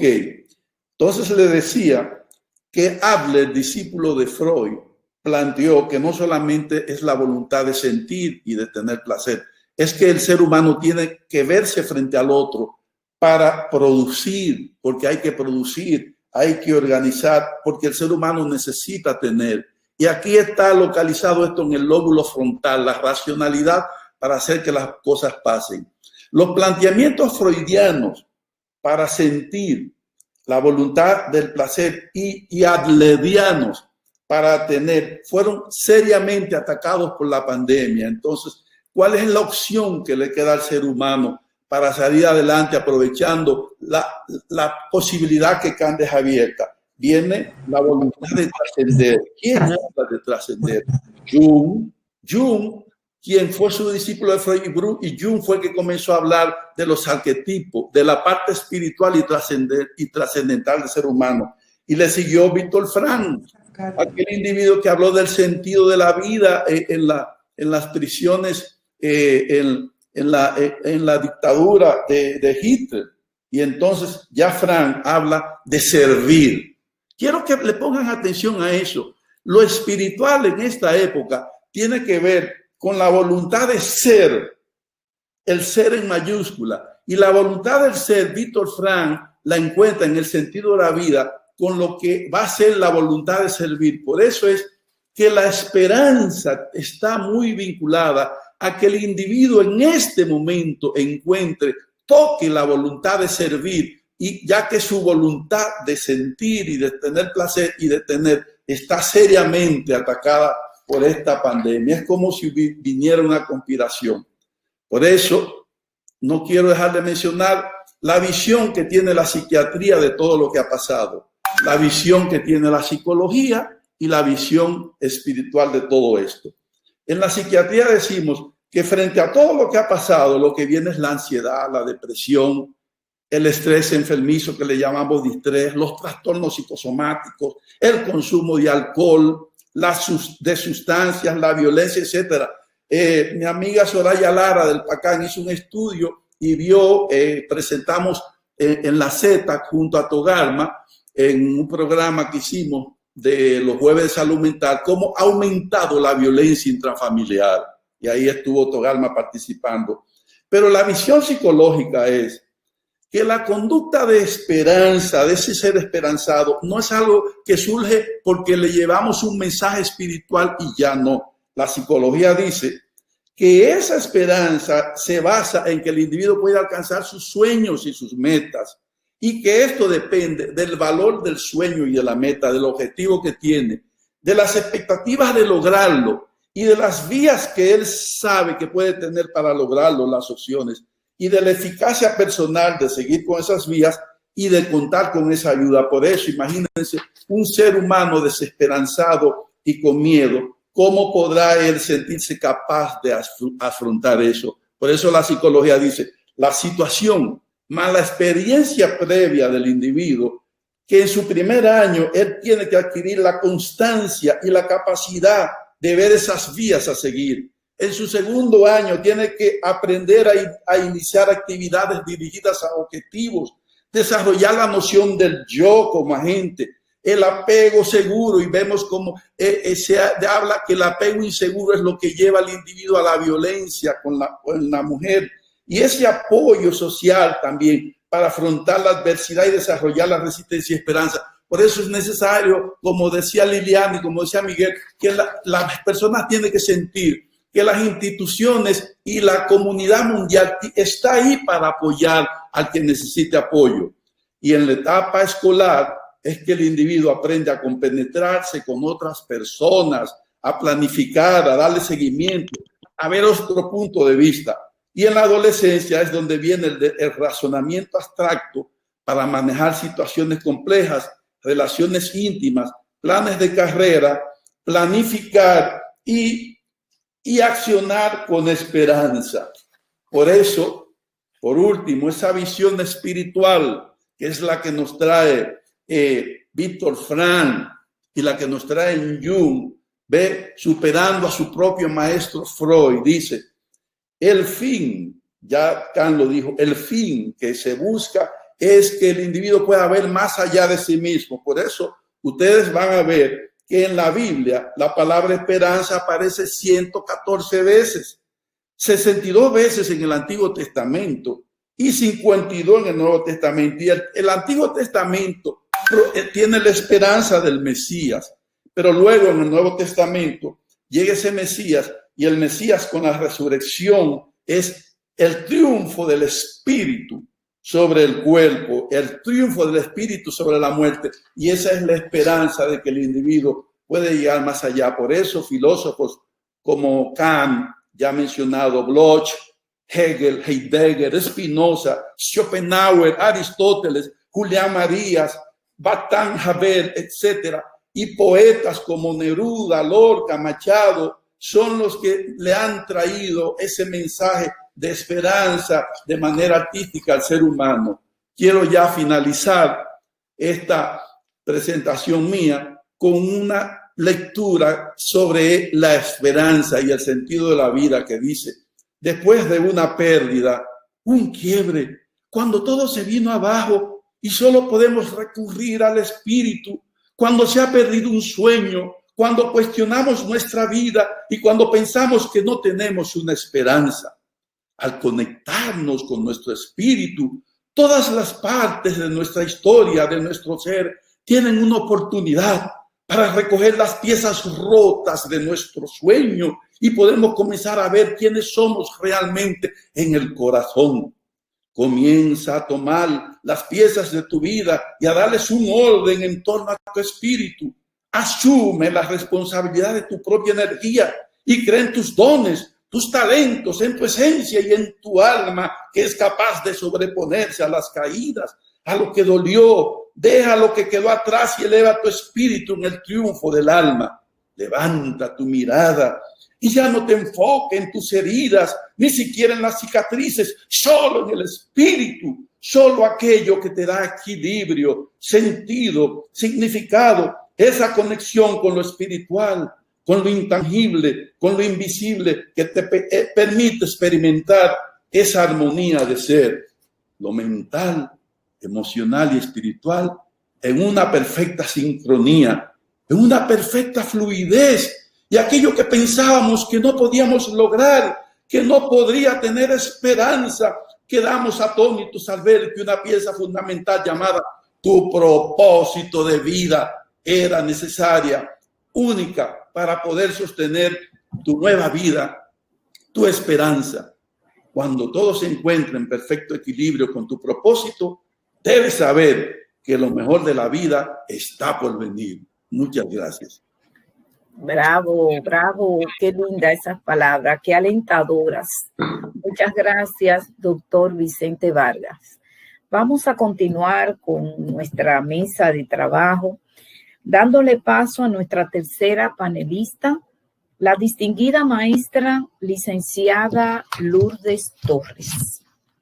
La maestra Lourdes Torres es psicóloga graduada en la Universidad Autónoma de Santo Domingo, con maestría en bioética en el INTEC, con maestría en educación superior en salud de la Universidad Central Nordestana, docente de la Escuela de Medicina de la Universidad Central Nordestana y docente de psicología de nuestra querida Universidad Autónoma de Santo Domingo. Fue presidenta de la Comisión Nacional de Bioética en República Dominicana y es miembro del Colegio Dominicano de Psicólogos. Muy buenas noches, querida Lourdes. Bienvenida a nuestra mesa de trabajo. Muy buenas noches a todos los que de alguna manera están presentes, aún sea por los medios electrónicos, y a todos los que desde otros países también han dicho presente. Estamos muy contentos en Dominicana con recibirlo y agradecer sobremanera a tres personas en particular, a la doctora Togarma por habernos invitado, al doctor Suazo por habernos dado apoyo en el sentido de que participáramos, y más sabiendo que la actividad se dedicaba a la doctora Romero. Y por último, pues a Jeffrey, que sabemos que ha sido también una persona que se ha mantenido en actividad constante desde la Comisión Nacional de Bioética. Tengo que aprovechar la oportunidad para felicitar a todos los profesionales que han dicho presente en esta actividad, pero también a los organizadores. Al día de hoy, las cosas han salido, bueno, que superan las expectativas, diría yo.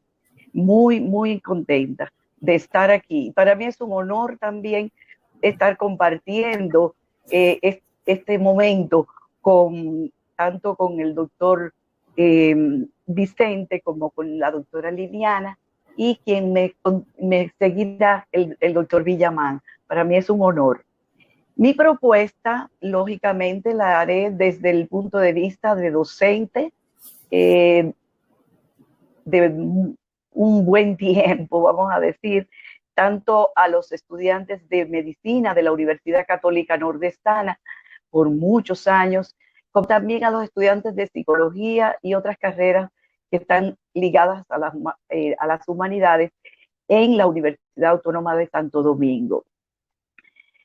Lo primero es reconocer que cuando tuve la oportunidad de escuchar al doctor Juan Camilo Salas, me sentí muy identificada con toda la propuesta que él hacía. Por eso no sería extraño que en algunos puntos coincidamos, porque definitivamente había preparado y parecería como si no hubiésemos comunicado en el sentido sobre todo de la propuesta que él hacía. Cómo nos decía que es tan importante enseñar hoy día todo lo concerniente a la ética en el sentido práctico, que viene siendo hacer uso precisamente de la bioética.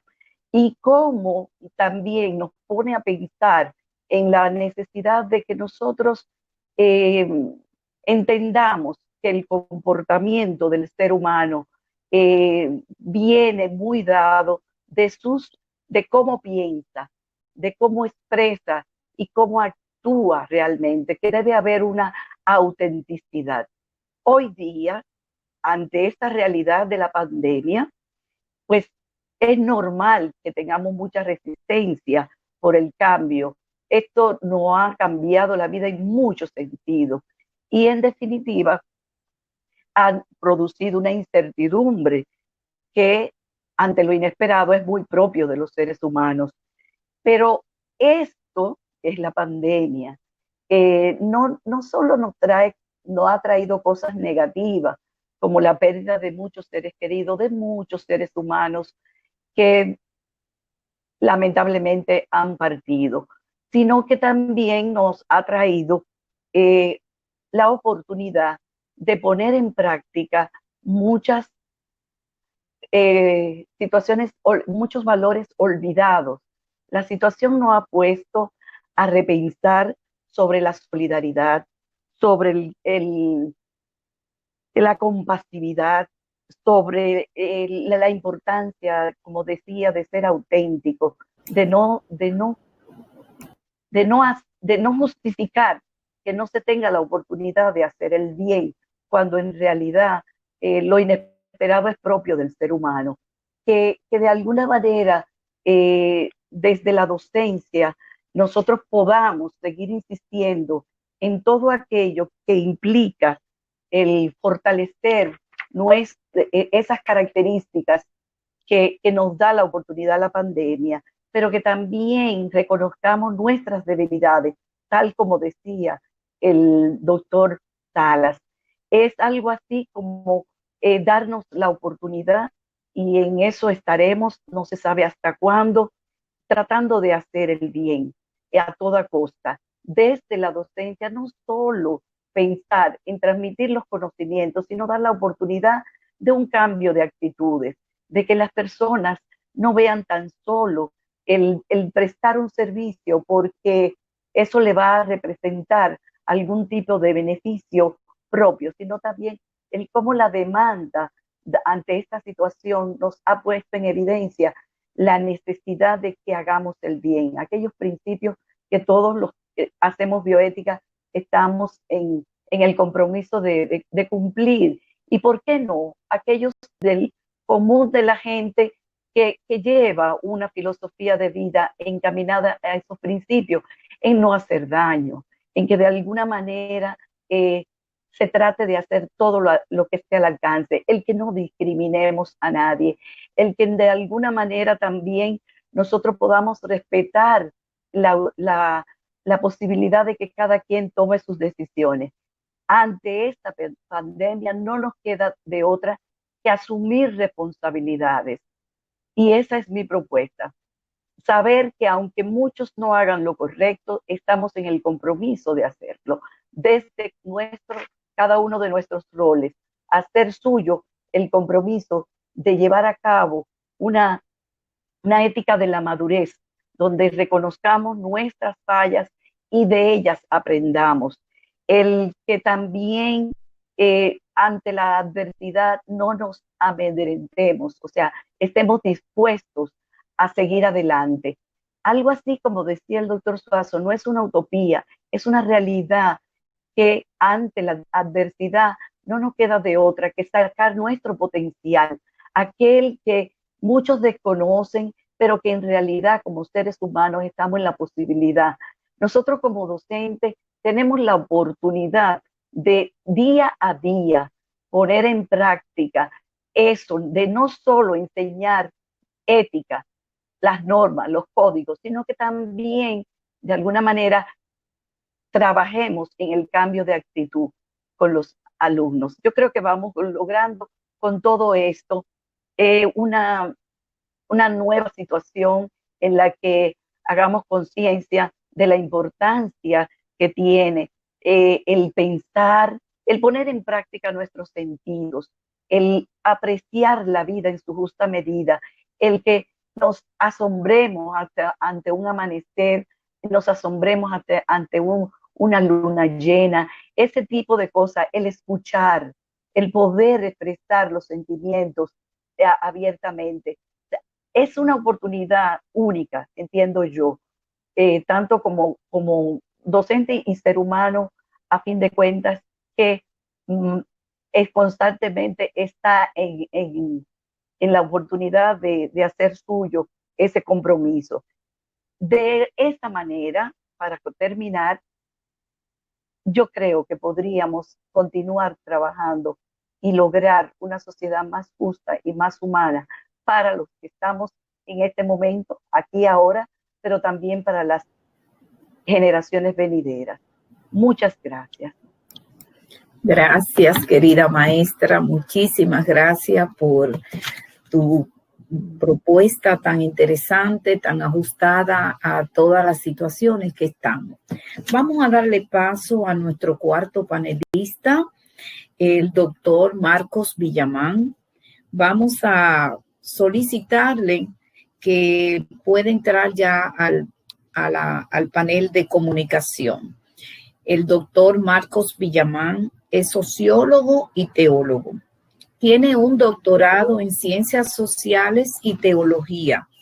Es autor de varias obras, entre las que podemos mencionar Leyendo el Evangelio de Lucas, Poder y Mesianismo en el Evangelio de Marcos, Trastocar la lógica y empujar los límites. Actualmente, el doctor Marcos Villamán es el rector del Instituto Global de Altos Estudios en Ciencias Sociales. Gracias, doctor Villamán, por acompañarnos y le damos nuevamente la bienvenida. Muchas gracias, buenas noches. Para mí es un gran placer participar en esta conversación que luce muy, muy interesante. Lo que he escuchado ha sido realmente muy, muy rico. Voy a intentar ser un poquito breve para no cansarnos demasiado. Nos dieron 10 minutos y voy a intentar entre 10 y 15 para poder agotar lo que tengo como esquema de reflexión. Yo creo que lo que estamos intentando hacer es esta reflexión sobre la caracterización de lo que sería una aproximación a la sociedad de América Latina y dentro de ella lo que sería una sociedad deseable y la esperanza de que eso sea posible es un desafío realmente importante que se presenta a todos nosotros y que hoy tiene una relevancia particular. Yo tengo unos 4 o 5 puntos para abordar esto que he ido esbozando. El primero, que me parece importante, es un tiempito para poder caracterizar la fisonomía de las sociedades de América Latina hoy. ¿Qué estamos teniendo como sociedad y sectores sociales hoy en América Latina? Para poder hablar entonces más adelante de todo el tema de la esperanza y la sociedad tomando en cuenta esa fisonomía. Yo creo que un rasgo importante a retomar en América Latina es que tenemos sociedades en las cuales la pobreza permanece y se amplía. esa gran desgracia nuestra de que tenemos sociedades que crecen geográficamente, pero a su vez crecen socialmente en pobreza. Es un drama social que sigue dándose en la región de América Latina. Segundo, sin embargo, conjuntamente en los últimos tiempos con esa ampliación de la pobreza, también hemos tenido un crecimiento de las clases medias. Y esta combinación hoy entre pobreza y clases medias es algo novedoso en la realidad de América Latina, que tiene exigencias nuevas y que genera dinámicas sociales también nuevas. Y como tercer elemento, esto ocurre en un contexto en el cual estamos accediendo a una urbanización grande en las ciudades de América Latina, que es excluyente. Cada vez más tenemos ciudades en América Latina rodeadas por cinturones de miseria. Es decir, son ciudades que están concentradas por capas medias en su centro y rodeadas por pobreza en su entorno. Y eso genera realmente una situación social tendencialmente explosiva porque expresa una división social que es producto de la exclusión social. Creo que estos rasgos son básicos para poder entender lo que sucede en la región, porque eso expresa un crecimiento económico excluyente y una consolidación democrático-electoral en ese contexto. Es decir, tenemos países de América Latina en los cuales el marco económico ha ido cambiando, ha ido creciendo, pero ha ido creciendo de manera excluyente, y al mismo tiempo esa exclusión social se da en un contexto de consolidación democrática donde las elecciones son cada vez más realidad en todos los países de la región. Si uno ve los países de América Latina, en todos tenemos elecciones cada 4 años. Por consiguiente, tenemos un tipo de democracia electoral que parece que funciona, pero a su vez, en ese contexto de democracia electoral, tenemos un crecimiento económico que es excluyente. Creo que ese es el primer punto para poder caracterizar lo que pasa en América Latina. Mi segundo punto es que en ese contexto estamos arribando a una modificación de los horizontes sociales para las poblaciones latinoamericanas. Quiere decir, de un tiempo a esta parte, la democracia se ha convertido en una especie de archivalor en los países de América Latina, en casi todos los países de América Latina. La discusión sobre la democracia expresa que ya está siendo asumida como lo que es políticamente adecuado. Y eso es un paso importante, porque el tiempo de las dictaduras, de los regímenes autoritarios, parece que ha ido decreciendo y que sin duda ha dado paso a esto que decimos, a este quehacer democrático, y eso está generando un ambiente importante para el actual político. Y entonces se considera que lo políticamente adecuado es lo que se consigue hacer en el marco de la democracia como tal. Creo que este es un punto relevante como producto de una modificación de horizontes que antes no eran así. Segundo, ha habido un quiebre de las opciones alternativas. Es decir, hace un tiempo teníamos por una parte propuestas democráticas y socialistas. Estas últimas han caído todas. Y tal parece que estamos nada más en el marco de opciones democráticas como alternativa social para los países de América Latina. Y en ese marco tenemos sin duda alternativas nuevas que son esperanzadoras. Hay que esperar que en su desarrollo realmente se concretice esta esperanza que se han ido despertando. Porque lo que importa poner claro es el horizonte hacia donde vamos caminando. Y con respecto a esos horizontes tenemos que decir otra vez que nos encontramos a la democracia como horizonte básico, y aparentemente después de ella no hay más nada. Si tenemos democracia y no tenemos competidores contra la democracia, lo que hace que ella sea prácticamente una oferta política y social que ocupa todo el espacio político y social de los países de América Latina. Es decir, tenemos una aparente ausencia de otras alternativas a la democracia. Por tanto, la lucha que se da hoy en la región es por defender la democracia, por interpretar la democracia y por reconstruirla para que desde ella tengamos capacidad de responder a las demandas históricas que los países de la región han ido planteando de un tiempo a esta parte.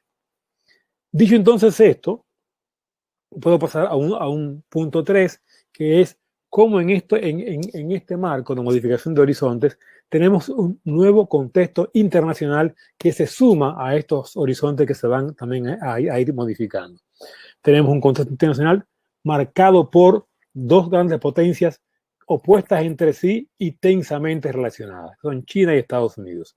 Hace tiempo que eso no ocurría, tenemos ya eso como novedad.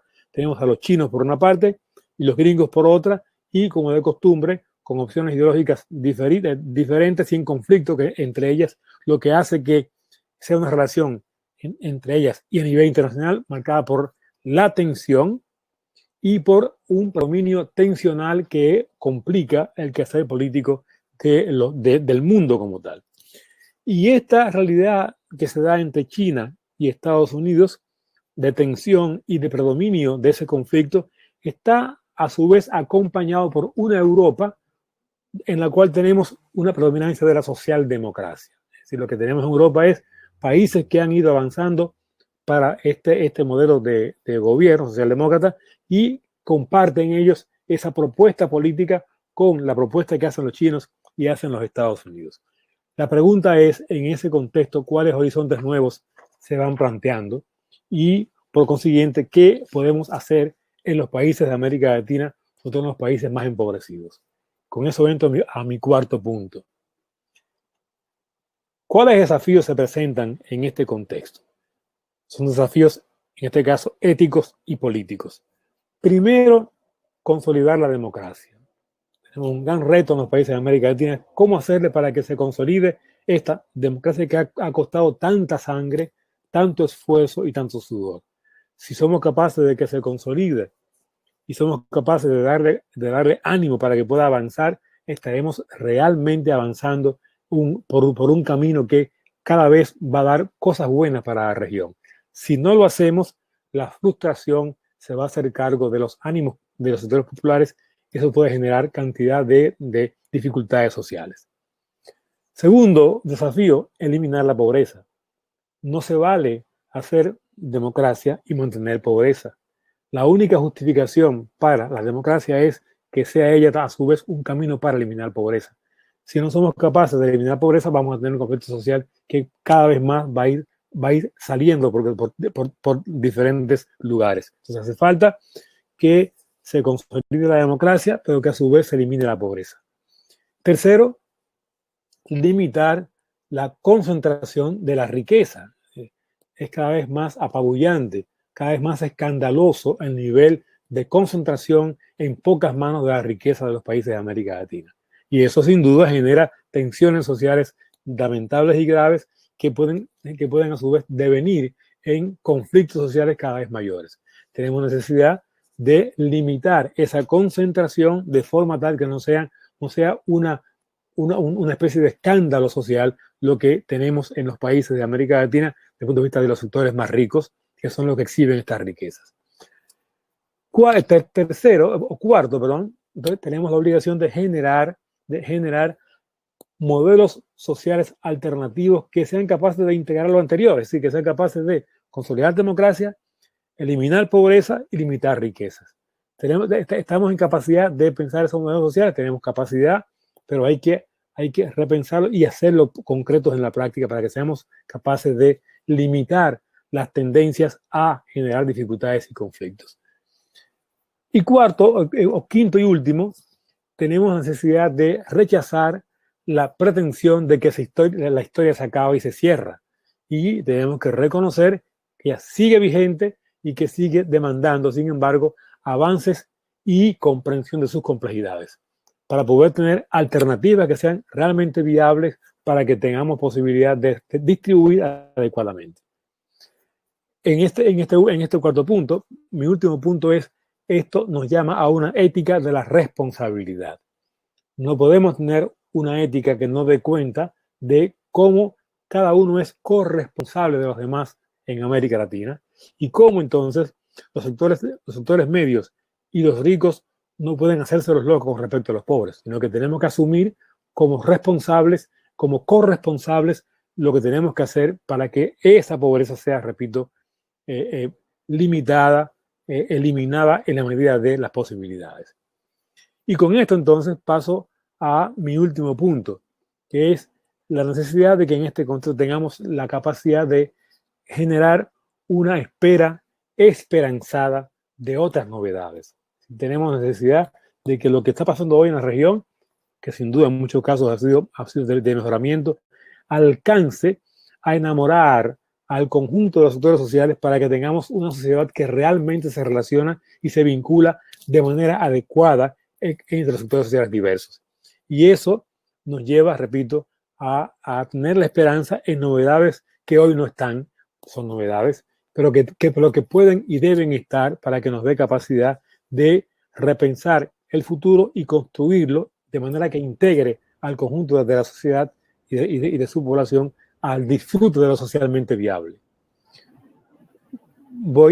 Señalo 4 o 5 aspectos de lo que serían esta esperanza en estas novedades. El primero, una esperanza que sea inteligente.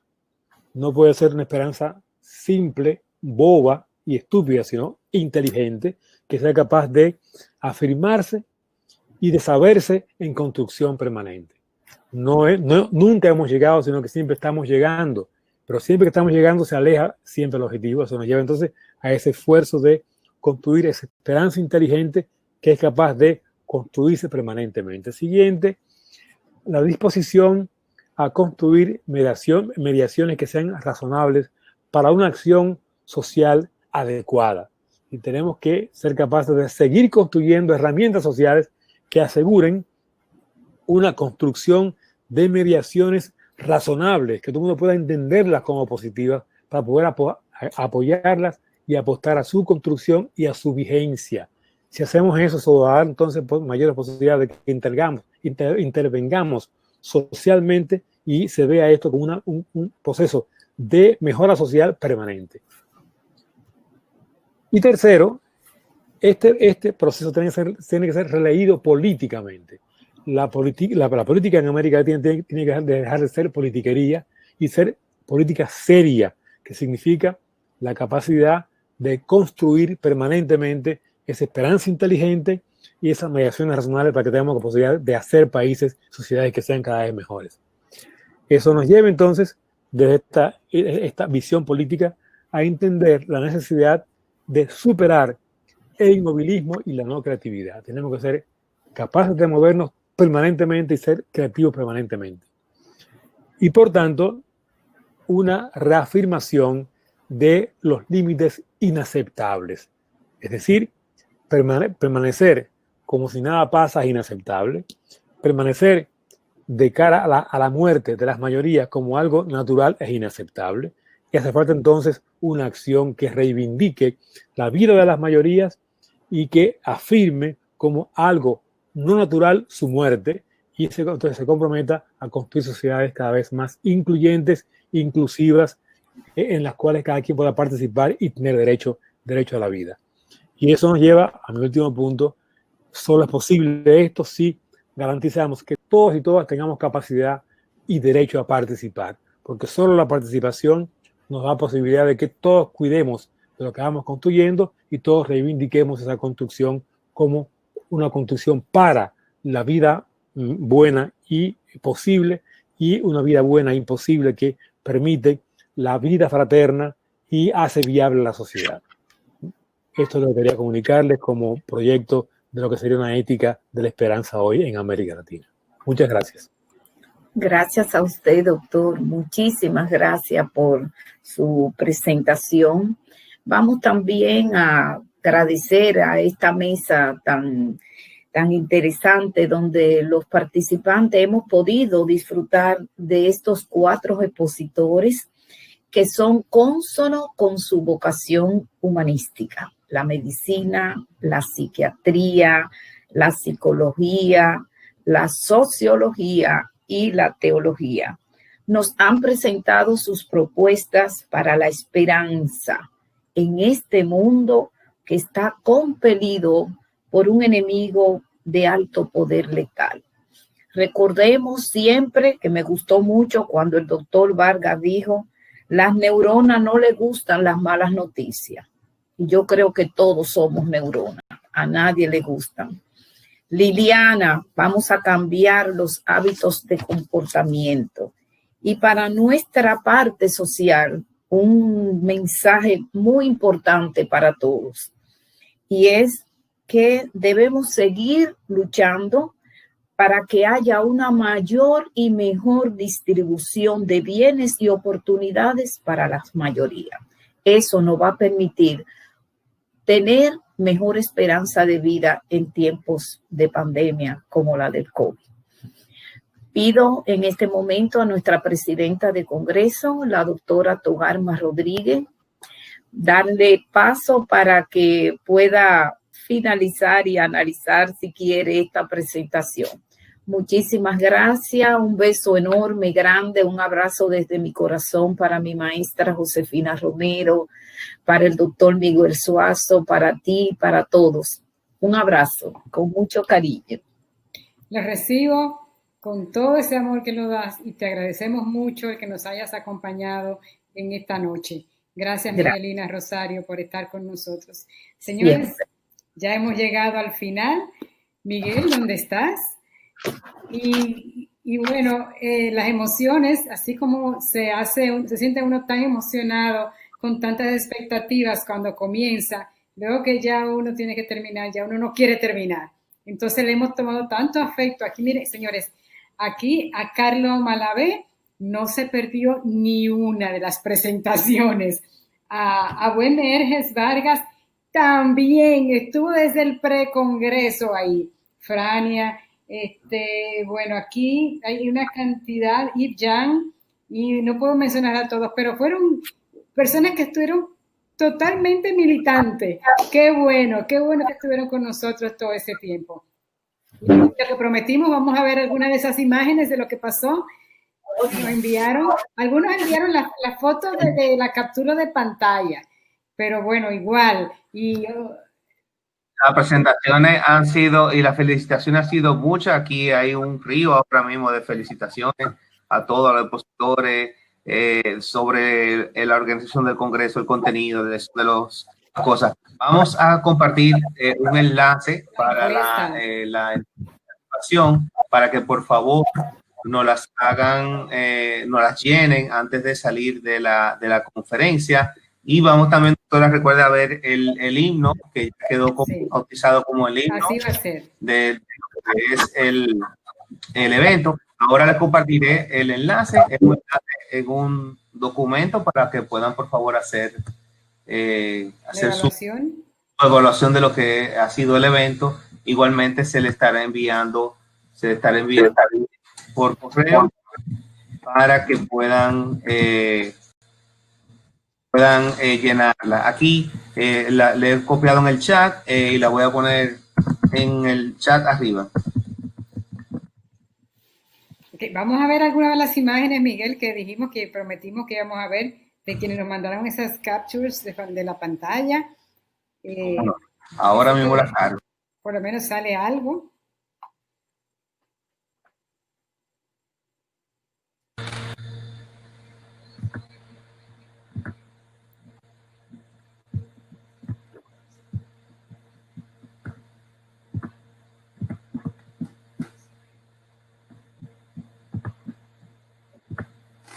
Ahí podemos ver las imágenes de algunas de las personas que han subido y compartido en las redes. Lamentablemente el Instagram solamente dura 24 horas en los stories y la mayoría de la gente lo ha hecho, pero me ha gustado mucho porque hay gente que ha hecho videitos, han hecho también posts de cómo están viendo, como pueden ver acá. Y a ver los usuarios, aquí puedo ver, bueno, es muy difícil de ver acá, pero ahí, como pueden ver, screenshots de lo que son las pantallas y también de los posts. También hay personas que se toman la foto directamente y la suben en las redes. Así que realmente ha sido todo un gran evento para nosotros. Para De Salud ha sido un gran placer poder colaborar con la Comisión Nacional de Bioética. Nos sentimos muy honrados de poder contar con el apoyo de ustedes y que confíen en nosotros para poder llevar a cabo este evento. Agradecimiento a cada uno de los que han participado, tanto a los expositores como a los que se han mantenido con nosotros durante todo este tiempo, a nuestros patrocinadores Humanos Seguros y Primera ARS de Humano. Pero hay una personita por ahí que no se puede quedar sin mencionar y es Ana Amel, quien ha estado detrás de todo esto. Así es que, Ana, para ti, muchísimas gracias por todo el soporte que nos das detrás de cámara. Gracias. Diría que enfrente y todo el tema de editorial que se ha tratado también con el Congreso de cada uno de los eventos, cada uno de los días, cada uno de los conferencistas. Así que ha sido una gran labor y súper contento de hacerlo porque sabemos que esto va a tener consecuencias muy positivas en toda Latinoamérica, porque no podemos quedarnos solamente en República Dominicana con este evento, porque se ha demostrado de que se ha sumado mucha gente y sobre todo muchos maestros, que eso nos ha llenado también de satisfacción, porque cuando un maestro se entrena a todos sus estudiantes. Así que nos despedimos entonces, Miguel, ahora con el que ha sido nuestro himno. Señores, muchas gracias por todo y pronto nos estaremos viendo, no sé dónde, pero por estos medios nos estaremos viendo. El acompañarnos por todos estos días nos hermana cada vez más. Muchas gracias. Muchas gracias, señores. Buenas noches. Les dejamos el video. Recuerden llenar la encuesta que colgamos en el chat y también revisar su correo donde vamos a estar enviándole todas las instrucciones de cómo descargar su certificado de participación. Doctora, un gran abrazo. Le dejamos entonces con el himno. Vamos a dejarlo con nuestro himno. Este evento.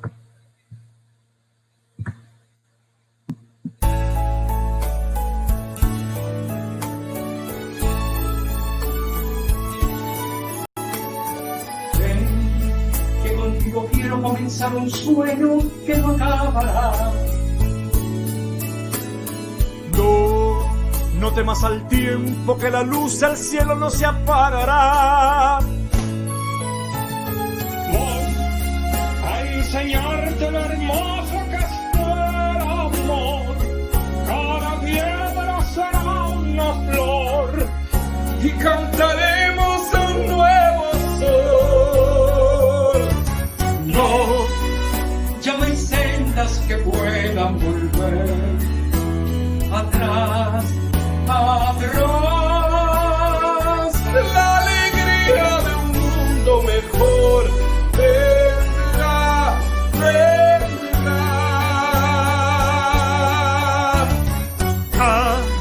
Sonriendo la mano y seguir.